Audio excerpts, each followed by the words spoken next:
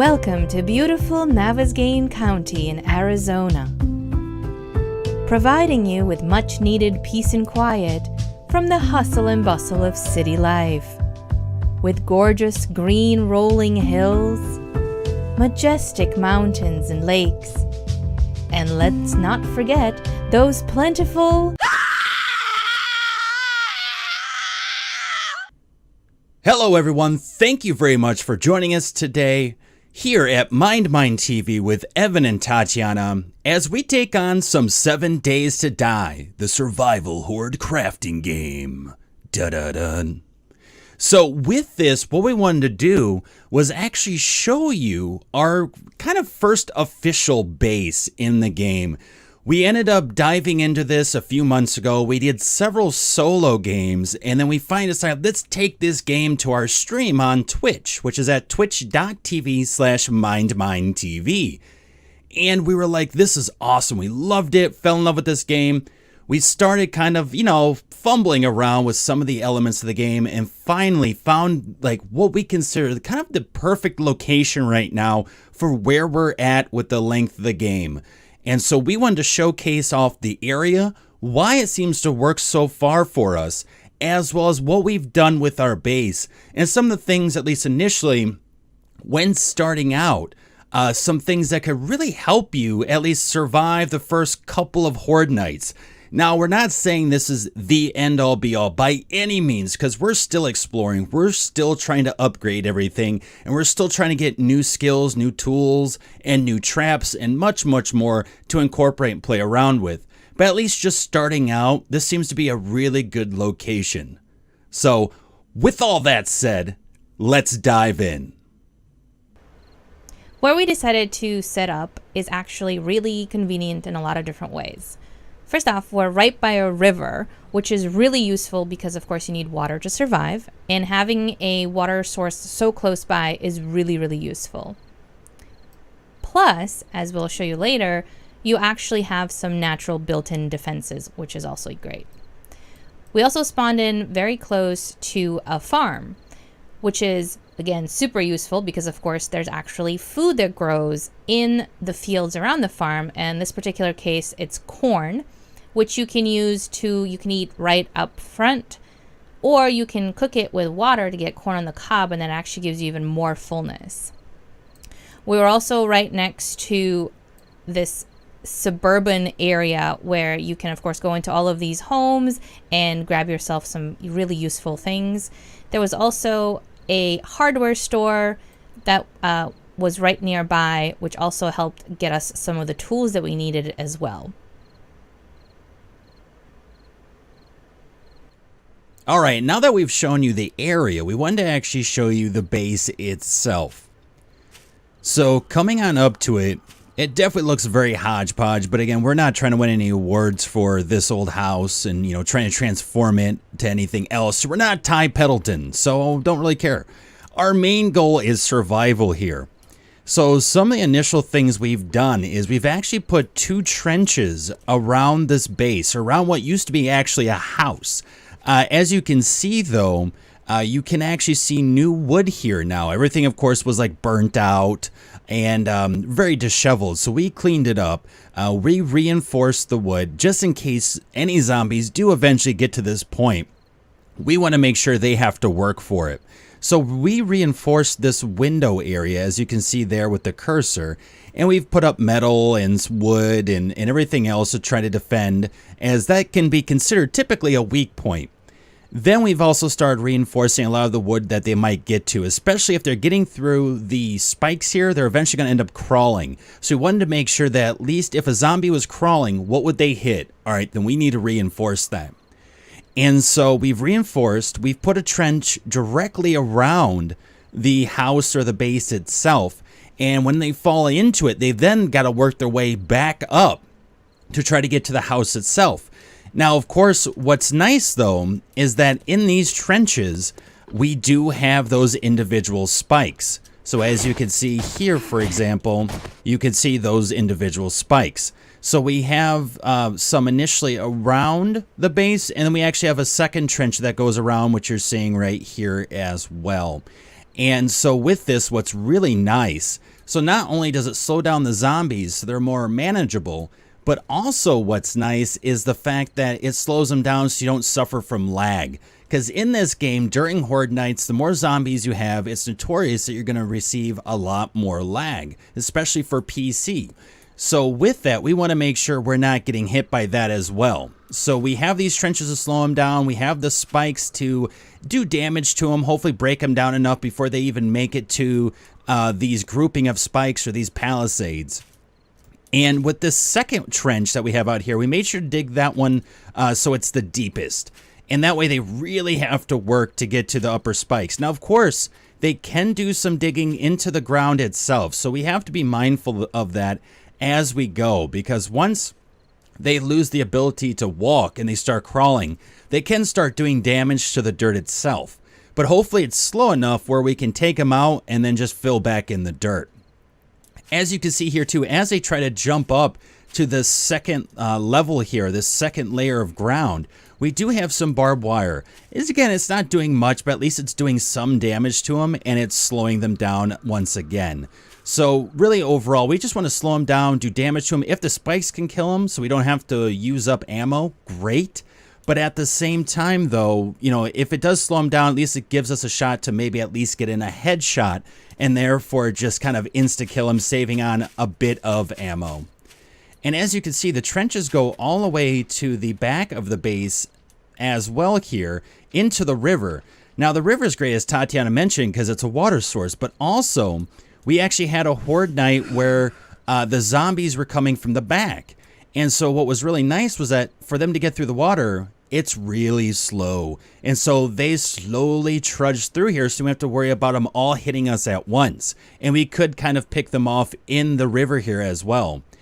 And then finally, when they get to here, well, now they're just right in the trench. They're dealing with barbed wire. They're dealing with spikes. Some are your basic wood spikes. Some of them are reinforced with metal. Others are full metal, like up in the front. And eventually, over time, as we get enough resources, these will be completely filled and upgraded to be probably full-on iron. And as you can see here, it goes around to the other side and all the way down. Now you're probably asking, well, how the heck do you repair all that? And what we do is we actually use wooden frames. So we place wooden frames over the spikes and just walk across them. And then that way we don't get damaged, but we can still repair all of the spikes that you see here. It's a little bit of a process, but it's paid off in the sense of defense thus far. And also you might notice here too, we have this iron wrought fence. Now, does it do damage to zombies? Absolutely not. But we wanted something up in the front to kind of slow them down, because our front is really our weak point. The reason why is because we don't have an auger or any real strong tools to break up the concrete here. And so we couldn't dig a trench all the way around the front. Otherwise, that would have been the ideal, is to wrap that second trench all around the front here and around to the back. So because we can't do that because we don't have the tools yet, we decided, well, at least let's put this iron fence here, as it's something they kind of have to hop up on and then hop over. So again, it's just something to kind of slow them down, screw with their pathing a bit. Again, we're not trying to exploit any flaws by any means or any bugs in the game. But again, it's just more so the slower they are, the better, so we can pick them off. And it does just kind of help us defend the front a little bit more, because as you can see, otherwise it's a straight shot, especially if they make it over the first trench here, or the second trench actually, that's nearest the house. And the other thing is that when we run up here, you can see too, we have some of the iron wrought fencing here. And this is here simply because if at this point they've made it to this point, typically they're crawling. They don't have legs anymore because of all the spikes and all the damage that they received. So this at least slows them down, and they have to work around the fence or attack the fence. And that gives us enough time to pop through the front door and take them out. Whether it's a headshot with a gun or whether it's a headshot, again, with like a club, for example. And another thing that we've been doing as well is whenever we know it's a horde night, we will put a potted plant right here. Now, again, do potted plants do any damage? Well, if this was Plants vs. Zombies, absolutely. But in this case, no. But once again, it's something that slows the zombies down, because they don't seem to attack potted plants, but what they will try to do is jump over it. But with it being on this edge here, it keeps them from getting up there right away and getting right to the door. So again, it's just another layer of defense. Now, one thing you may ask about the outside is, well, how do you repair these spikes once, the zombies cross over the trench and make it over to these spikes here without injuring yourselves? Well, just as we mentioned about putting the wooden frames along the spikes this way along the trench, you can also do them from one part of the ground to the next, as Tatiana is doing here. And that way you can just walk across and you can fix any of the spikes, take care of any of the bodies, and so forth.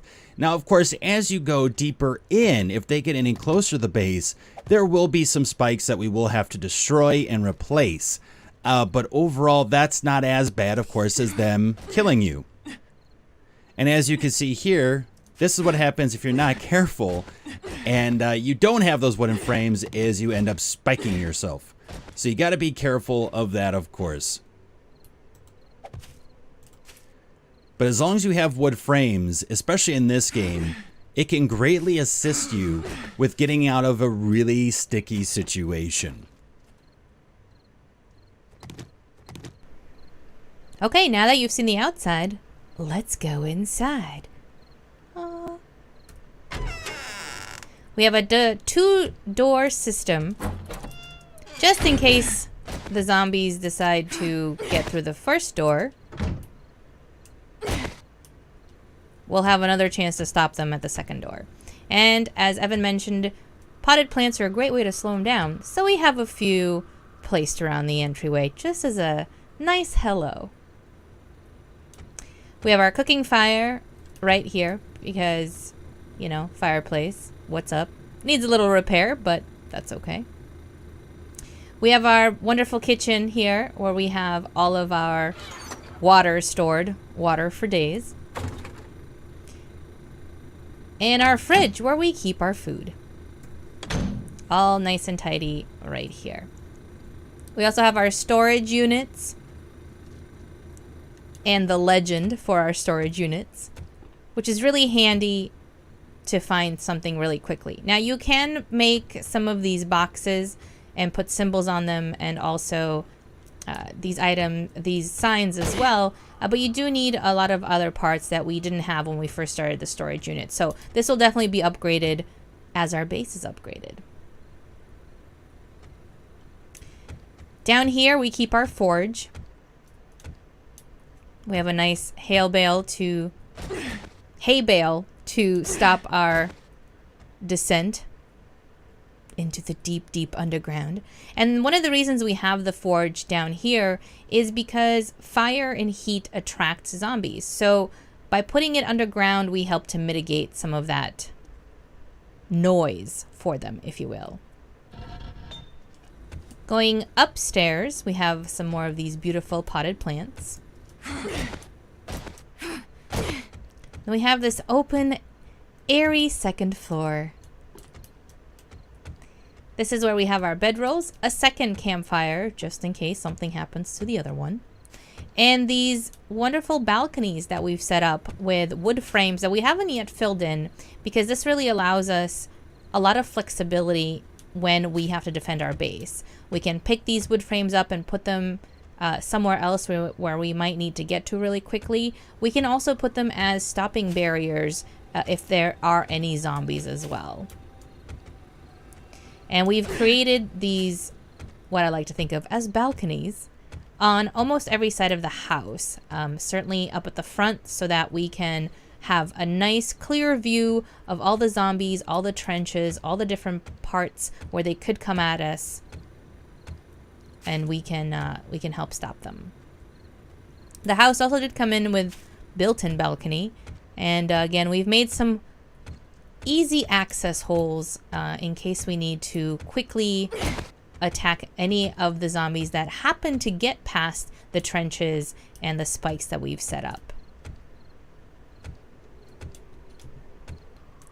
Then up on the 3rd floor, we actually have created our own farm. It's a work in progress. But as you can see, because we have all of the corn seeds from the next on the farm next door, we are able to grow our own corn. I think this is probably, I want to say maybe day 2. So I'm looking forward to seeing our crop yield shortly here. We've also added a little bit of water here, which I feel like has like exponentially grown in the past few days and is now potentially trying to leak out the window. And of course, we've created an elaborate labyrinth of more catwalks all the way up here on our house. Again, just to give us a little bit more ability to quickly get around the top of the house and target any zombies from a farther distance. We'll continue to build up our farm up here and also this top roof area as well. Some nice views from up here.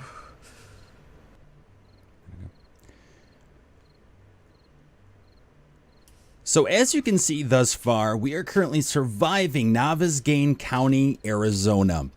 We've broken down the map in the area, why this area has been so beneficial to us, as well as what kind of defenses we've used thus far, just kind of diving into this crazy, crazy world that 7 Days to Die delivers. And we've broken down not only the defenses, but then also going inside the house itself, how we've stored things thus far. Again, just kind of starting out with some basic tools and a few minimalistic resources that we've really just had to work hard to get. And so in the end, hopefully this gives you an idea if you're just jumping into 7 Days to Die, especially as we get closer to Alpha 17, or if it's been a while since you've played, or maybe you're just looking for another way of taking on a base. You want to start new on a server and want to try something a little bit different. This ideally can be something that you can toy around with and really make your own. And with that, this is Evin and Tatiana from MindMineTV. Thank you for watching, and if you've enjoyed what you've seen, make sure to hit that subscribe button. That way you'll be the first notified whenever we launch more videos onto our YouTube. And also feel free to join us on Instagram and Twitter at MindMineTV, where you can get full updates on everything that we do, both on YouTube, on Twitch, and many, many more locations. So until next time, good luck and happy surviving.